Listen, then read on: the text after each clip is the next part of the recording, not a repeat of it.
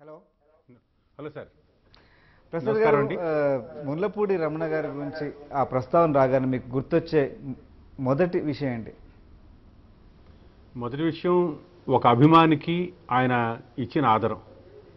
ఎందుకంటే నా ప్రస్థానం ముల్లపూడి వెంకటరమణ గారి అభిమానిగా సుమారు 8 ఏళ్ల వయసు నుంచి కూడా ఆయన పుస్తకాలు అవి చదివి చాలా ఆనందించిన మనిషిని. ఆయన్ని స్వయంగా కలుస్తా అని చెప్పి ఎప్పుడు అనుకోలేదు. మద్రాసులో ఉద్యోగరీత్యా ఉండేటప్పుడు కలిశాను. కలిసిన తర్వాత ఒక అభిమానిగా ఆయన దగ్గరికి వస్తే ఆయన నన్ను చేరదీసిన విధానం, నన్ను ప్రోత్సహించిన విధానం, అది అంటే రచయితగానే కాదు, ఒక వ్యక్తిగా కూడా ఆయన మహోన్నతుడు అన్న సంగతి నాకు అర్థమైంది. రైట్. ఎంబీఎస్ ప్రసాద్ గారు వ్యక్తిగా, అంటే రచనలో వ్యక్తిత్వం ప్రతిఫలిస్తుంది. సహజంగా రచనలు ఉన్నతంగా ఉన్నాయంటే దాంట్లో వ్యక్తిత్వం కూడా, పాళ్ళు కూడా చాలా ప్రభావం ఉంటుంది. రమణ గారి వ్యక్తిత్వం గురించి ప్రధానంగా మాట్లాడాల్సి వస్తే, మీకు ఆయనతో ఉన్న వ్యక్తిగత అనుబంధం రీత్యా ఆయన వ్యక్తిత్వంలో మీకు కనిపించిన ముఖ్యమైన అంశాలు కానీ ప్రత్యేకతలు కానీ ఏంటి? ముఖ్యమైన అంశం ఏమిటంటే, ఆయన మెచ్చుకోవడానికి చిన్న పెద్ద తేడా లేదండి. ఎందుకంటే ఆయన అభిమానించిన వాళ్ళు, మళ్ళీ అది శ్రీపాద, ఇటువంటి వాళ్ళని ఆయన అభిమానించారు, అందులో విశేషం లేదు. కానీ ఈనాటి యువ రచయిత కూడా ఎవరైనా కనబడితే, వాళ్ళ స్పార్క్ కనబడితే ఆయన అభిమానించడం, అభినందించడం, మెచ్చుకోవడం ఏమాత్రం అరమరికలు లేకుండా, అది ఆయనకి తప్ప అంటే చాలా తక్కువ మందికే సాధ్యపడుతుంది. రైట్.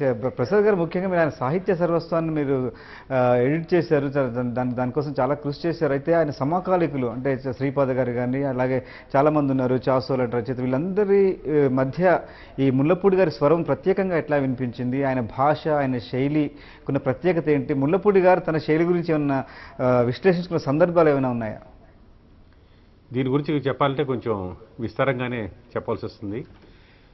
సాహితీ సరస్వం ముందు అసలు ఐడియా ఎలా వచ్చిందంటే, నేను ముల్లపూడి వెంకటరమణ గారి ఒక కథని, ఛాయలు అనే కథని ఇంగ్లీష్లోకి అనువదించారు.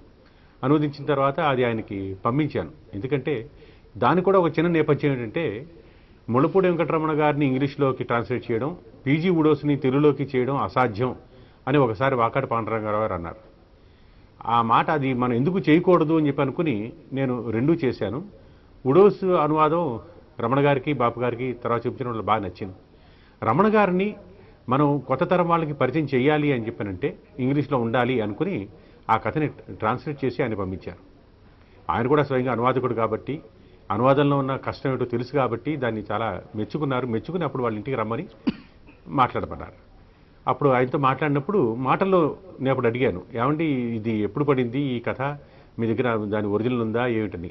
ఆయన అప్పుడు లేదండి, నేనేం జాగ్రత్త పెట్టుకోలేదు, అవే నేను పట్టించుకోలేదు అన్నారు.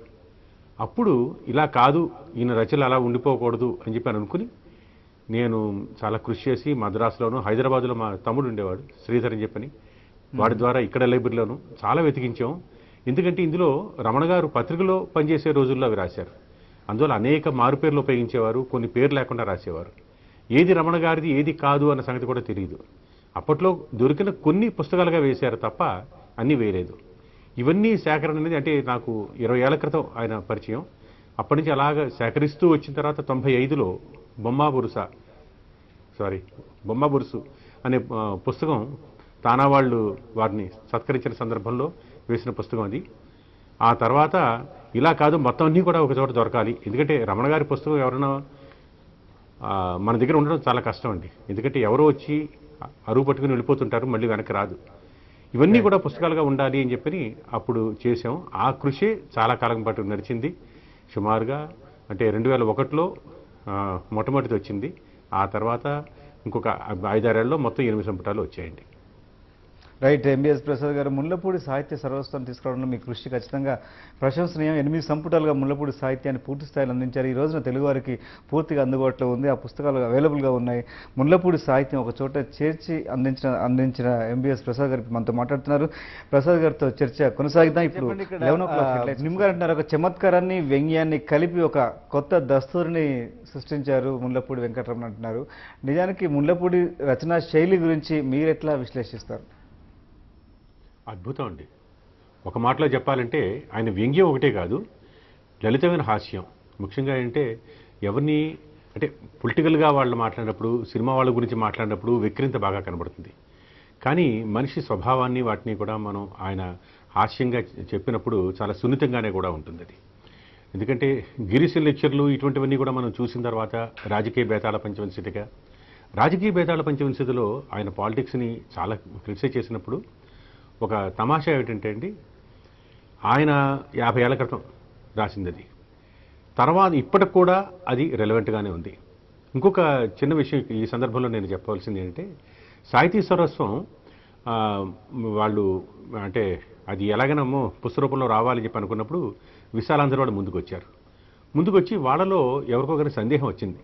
ఈయన కమ్యూనిస్టులకు వ్యతిరేకంగా రాశారటండి, మరి అది ఏమైనా ఉంటే అది ఎడిట్ చేయాలమో అని చెప్పి అన్నారు.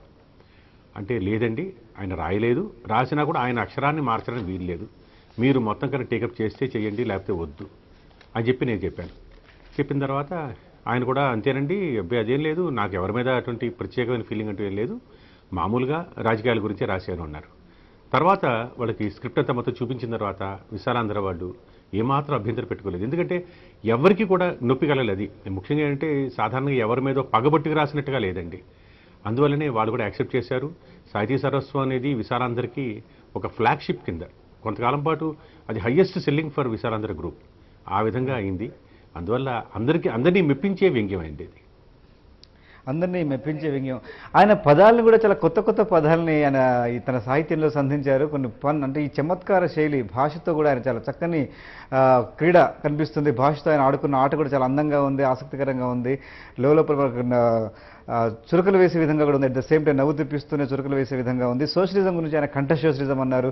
అలాగే తెలివైన అంట్ల వెధవను బ్రిలియంట్ల వెధవ అంటారు. మరో చోట బర్త్ కంట్రోల్ను భర్త కంట్రోల్ అంటూ మాట్లాడుతుంటారు.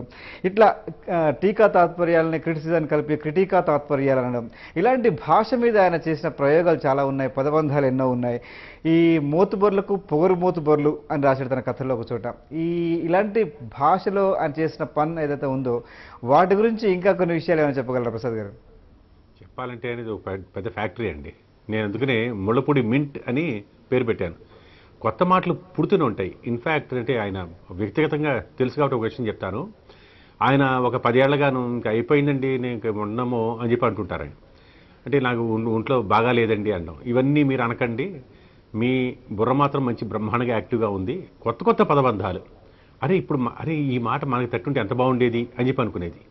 ఇప్పుడు 79 ఏళ్ల వయసులో కూడా కొత్త మాటలు అలా పుట్టించుతూ వెళుతున్నారంటే మీ మేధస్సు ఎంత యాక్టివ్గా ఉందో తెలుస్తోందండి. అంటే మీ బ్రెయిన్ యాక్టివ్గా ఉన్నంతకాలం బాడీకి ఏ ఇబ్బంది లేదు.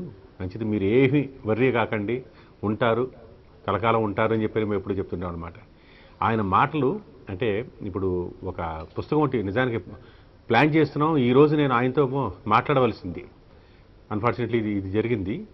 ఆయన కోటబుల్ కోట్స్ అన్నీ కలిపి ఒక బుక్గా వేద్దామని చెప్పని ఒక 14 ఏళ్లగా దాని మీద జరుగుతోంది కృషి. ఇక త్వరలో వేద్దామని చెప్పి అనుకున్నాం. ఒక పత్రికలో ఏదైనా అంటే ఈ జూన్ 28కి ఆయనకి 80 నిండుతాయి కాబట్టి ఆ సందర్భంగా ఏదైనా ఒక పత్రికలో ఒక కాలం కింద రన్ చేసి వేద్దామని చెప్పి అనుకున్నాం. దాంట్లో ఆ కోటబుల్ కోర్ట్స్లోనే ఆయన కొత్త మాటలు ఏమి పుట్టించారు పదబంధాలు అని చెప్పి ఒక పెద్ద సిరీస్ కింద వేసుకుంటూ పోతున్నాం. 5-6 పేజీలు అంటే A4 షీట్లో అన్నీ వచ్చాయండి. అందువల్ల అసలు ఒకటి కాదు, ఆయన కొత్త మాటలు ఎప్పుడు పుడుతూనే ఉంటాయి. ఆ మింట్ అది అలాగా వర్క్ చేస్తూనే ఉంటుంది అది. రైట్. పోతే ప్రసాద్ గారు మీరు చెప్పండి, ఇక్కడ సినిమా విషయానికి వస్తే, సాహిత్యం గురించి మనం మాట్లాడుకున్నాం, సినిమా విషయానికి వస్తే మొదటి సినిమా నిర్మాతగా ముళ్ళపూడి నిర్మించిన మొదటి చిత్రం సాక్షి. ఆ చిత్రంలోనే ఒక ప్రయోగాత్మకంగా సినిమాను నిర్మించారు. ఆ కథనాల్లో కూడా చాలా వైవిధ్యభరితమైన చిత్రం అది. ఇప్పటికీ సాక్షి గురించి సినీ విమర్శకులు, సినీ పండితులు మాట్లాడుతూనే ఉంటారు. అలా ఒక నిర్మాతగా ముళ్ళపూడి ప్రస్థానం ఏ విధంగా మొదలైంది, ఆయన సాక్షి ఎంచుకోవడం వెనుక కారణాలు ఏంటి? ఆయన ఒకటి ఏంటంటే సినిమా ఇండస్ట్రీలో ఉండి దానికి ప్రొడ్యూసర్గా మారదామని చెప్పి అనుకున్నప్పుడు చాలా తమాషా విషయం అంటే ఆయన దగ్గర పెద్ద డబ్బేం లేదు. ఆయన దగ్గర కొద్దిగానే ఉంది. కానీ మిగతా వాళ్ళందరినీ కూడా ఉత్సాహంతో దగ్గర తీసుకొచ్చి, సాధారణంగా ఇందులో మనం ఒక విషయం ఒకటి గమనించాల్సింది ఏంటంటే, రచయితలు అన్న వాళ్ళు సాధారణంగా వ్యాపార జ్ఞానం వాళ్ళకు ఉండదు. ఎంతమంది పెద్ద రచయితలు ఉన్నారు, ఇప్పుడు రాధాకృష్ణ గారు ఉన్నారు, తర్వాత అంటే అనేక మంది మీరు చెప్పండి, ఆత్రేయ గారు ఉన్నారు, వీళ్ళందరూ కూడా ప్రొడ్యూసర్గా మారలేదు. రమణ గారు రచయిత అయ్యుండి ఆయన ప్రొడ్యూసర్గా మారడం అనేది చాలా విశేషం. అందులో ఒక ఎంటర్ప్రనర్గా ఆయనకు ఆ స్కిల్ ఉంది అని చెప్పి అప్పటిదాకా ఎవరికి తెలియదు. దానికి కారణం ఏంటంటే ఆయన ఆకలిని చూశారు. దరిద్రం అంటే ఆయనకి భయం లేదు. ఎప్పుడూ రిస్క్ తీసుకుంటూనే ఉన్నారు.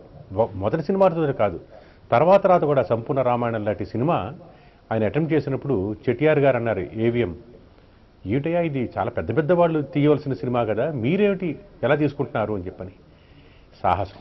రైట్ ప్రసాద్ గారు, ఒక్క నిమిషం ముల్లపూడి గారు మారిన విధానం గురించి చెప్తున్నారు. ముఖ్యంగా ఏంటంటే నిర్మాతగా ఆయన మారడంలో విశేషం ఏంటంటే ఆయనకున్న ఎంటర్ప్రనర్ స్కిల్, తర్వాత ఆయనకి సాహసం, ధైర్యం, ఇంతకంటే ఏమీ కాదులే అని చెప్పాను. ఎందుకంటే ఆయన దారిద్ర్యాన్ని చవి చూశారు కాబట్టి ఏ స్థాయికి వచ్చినప్పుడు కూడా మనం ఏమీ పర్వాలేదు అన్న ధైర్యంతో ఆయన నిర్మాతగా మారారు. మారిన తర్వాత సాధారణంగా ఏంటి ఆయన అప్పటికే కమర్షియల్ ఫిల్మ్స్ వాటికి రాశారు, రక్త సంబంధం ఇటువంటివన్నీ కూడా. అలా కాకుండా కథని ఆయన ఎంచుకున్నప్పుడు ఆయన ఎంచుకున్న కథ ఏమిటో తెలుసా అండి, హైనూన్ అనే ఒక హాలీవుడ్ మూవీ ఆధారంగా ఆయన సాక్షి అని ఒక కథ రాశారు ఆంధ్రపత్రికలో. అందులో ఒకడు సాక్షిగా నటించినా వాడే అసలు విలన్ అన్నమాట. అంటే దానికి నెగిటివ్ టచ్ ఉంది. సినిమాగా వచ్చినప్పుడు దాన్ని మార్చారు. అంటే సినిమా మీడియంకి మామూలు కథగా ఉండే తరహా వేరు, సినిమా మీడియం వచ్చినప్పుడు ఒక పాజిటివ్ సిగ్నల్ ఇవ్వాలి. ఇది ఎవరికైనా కనుక అంటే పక్కవాడికి ఏదైనా జరిగితే అది నాకేం కాదు అని అనుకోవడం కాదు, ఎవరికి ఏం జరిగినా ఊళ్ళో అది అందరినీ కూడా ప్రభావితం చేస్తుంది అన్న సందేశంతో తీశారు. తీసినప్పుడు కూడా తమాషా ఏంటంటే ఆయన వెళ్ళి కనుక అడిగితే ఆదిత్య సుబ్బారావు గారు కూడా ఎవరైనా కూడా అభ్యంతరం పెట్టుండేవారు కాదు. తన మిత్రుడు బాపుని డైరెక్ట్ చేశారు. బాపు అప్పటిదాకా అసిస్టెంట్ డైరెక్టర్గా కూడా ఎక్కడా వర్క్ చేయలేదు, సినిమాలకి పబ్లిసిటీ చేశారు, అవి చేశారు తప్ప. కానీ వాళ్ళిద్దరికీ అంటే బాపు గారికి ఉన్న ఆత్మవిశ్వాసం, ఈయనకి ఆయన మీద నమ్మకం, ఇద్దరూ కలిసి కొంతమందిని తీసుకుని, అందులో తమాషా అంటే అప్పటిదాకా అవుట్డోర్లో తీయడం అనేది పెద్ద చాలా కష్టమైన పని కింద అనుకునేవారు. మూగ మనసుల్లో అవుట్డోర్ అది కూడా ఆదిత్య సుబ్బారావు గారు తీసి చూపించారు. రైట్ ప్రసాద్ గారు, మూగ మనసుల్లో సంభాషణల గురించి మాట్లాడాల్సి చాలా మాట్లాడాల్సిన అవసరం ఉంది.